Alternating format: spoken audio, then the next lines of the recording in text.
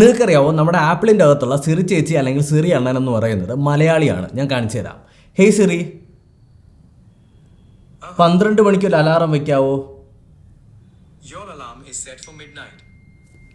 ഇതല്ല നമ്മുടെ video topic എന്ന് പറയുന്നത് 16, അതായത് iOS 16 ഇറങ്ങിയിട്ടുണ്ട്. നിങ്ങൾ ഉറപ്പായിട്ടും ചെക്ക് ചെയ്തിരിക്കേണ്ട കുറച്ച് ഫീച്ചേഴ്സ് നമുക്ക് പെട്ടെന്ന് നോക്കി വരാം. ഒന്നാമത്തത് iPhone 13 യൂസ് ചെയ്യുന്നവർക്ക് വേണ്ടിയിട്ടുള്ളതാണ്. നിങ്ങൾക്ക് ബാറ്ററി പെർസെൻറ്റേജ്, അതായത് ടിം അണ്ണൻ ഇടയ്ക്ക് അവിടെ എപ്പോഴോ എടുത്ത് കളഞ്ഞതാണ് ബാറ്ററി പെർസെൻറ്റേജ് കാണാൻ പറ്റുന്നത്.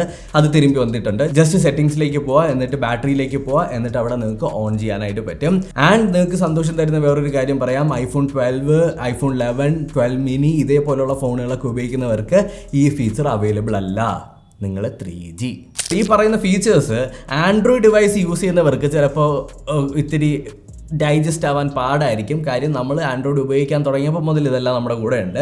എന്നാൽ iOSന് ഇത് വളരെ വലിയ കാര്യമാണ് ഗൈസ്. ബിക്കോസ് അവർ ഒരുപാട് നാളായിട്ട് കാത്തിരിക്കുന്ന ഫീച്ചേഴ്സാണ്. ഒന്നാമത്തത് ഹാപ്റ്റിക് ഫീഡ്ബാക്ക്, അതായത് കീബോർഡിൽ ടൈപ്പ് ചെയ്യുന്ന സമയത്ത് ഗിടുന്ന് കേൾക്കൂലേ, ഒരു ഫീൽ ആ ഫീല് വരണമെന്നുണ്ടെങ്കിൽ ഇപ്പോൾ ഐഫോണിനകത്ത് പറ്റും. ജസ്റ്റ് ഇത് കീബോർഡ് സെറ്റിംഗ്സിലല്ല കിടക്കുന്നത്. ജസ്റ്റ് നിങ്ങളുടെ ഫോണിൻ്റെ സെറ്റിംഗ്സിലേക്ക് പോവുക. സെറ്റിംഗ്സിലേക്ക് പോയതിന് ശേഷം സൗണ്ട് ആൻഡ് ഹാപ്റ്റിക്സ് എന്ന് പറഞ്ഞ ഭാഗത്ത് പോവുക. അവിടെ കീബോർഡ് ആൻഡ് ഹാപ്റ്റിക്സ് എടുത്തു കഴിഞ്ഞാൽ നിങ്ങൾക്ക് ഹാപ്റ്റിക് എനേബിൾ ചെയ്യാനായിട്ട് പറ്റും. എനേബിൾ ചെയ്ത് കഴിഞ്ഞാൽ നിങ്ങൾ ടൈപ്പ് ചെയ്യുന്ന സമയത്ത് ചെറിയൊരു സുഖം കിട്ടും. സുഖമല്ല, ഒരു ഫീൽ കിട്ടും, ഒരു ചെറിയ വൈബ്രേഷൻ.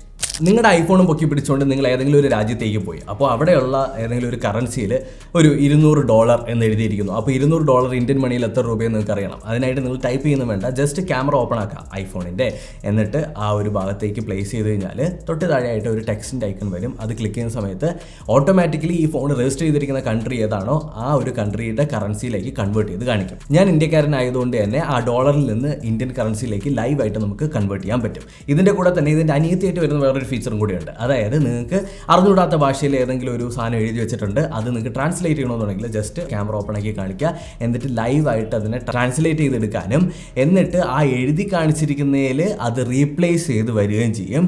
അതുപോലെ തന്നെ നിങ്ങൾക്ക് ഇതിനെ വേണമെങ്കിൽ ഓഡിയോ ആയിട്ടും കേൾക്കാനായിട്ട് ഐഫോൺ ഇപ്പോൾ സമ്മതിക്കുന്നുണ്ട്. ആൻഡ്രോയിഡുകാർക്ക് കളിയാക്കി ചിരിക്കാൻ കുറച്ച് കോമഡി ഐറ്റം വരുന്നുണ്ട്, ലോക്ക് സ്ക്രീൻ കസ്റ്റമൈസേഷൻ.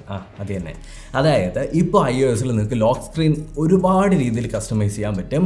എനിക്ക് ആദ്യം ഫീൽ ചെയ്തത് ഓവർവെൽമിംഗ് ആയിട്ടാണ്. എന്താ ചെയ്യേണ്ടതെന്ന് അറിയാമോ? ജസ്റ്റ് ലോക്ക് സ്ക്രീനിൽ ഒന്ന് ഹോൾഡ് പ്രസ് ചെയ്യുന്ന സമയത്ത് നിങ്ങൾക്ക് ആഡ് ന്യൂ എന്ന് പറഞ്ഞിട്ട് കാണിക്കും. അത് ക്ലിക്ക് ചെയ്യുന്ന സമയത്ത് നിങ്ങൾക്ക് ഇഷ്ടം പോലെ പ്രീസെറ്റുകൾ കിട്ടും. ഇഷ്ടം പോലെ രീതിയിൽ നിങ്ങൾക്ക് കസ്റ്റമൈസ് ചെയ്യാം. ടെക്സ്റ്റിൻ്റെ ഫോണ്ട് മാറ്റാം, കളർ മാറ്റാം, മൊത്തത്തിലുള്ള തീം മാറ്റാം. അതുപോലെ തന്നെ ഹോം സ്ക്രീനിൽ വേറെ വാൾപേപ്പർ, ലോക്ക് സ്ക്രീനിൽ വേറെ വാൾപേപ്പർ, ഇങ്ങനെ ചവറ് പോലെ കസ്റ്റമൈസേഷൻ ഓപ്ഷൻ ഉണ്ട്. നിങ്ങൾക്കൊക്കെ ട്രൈ ചെയ്യാവുന്നതാണ്.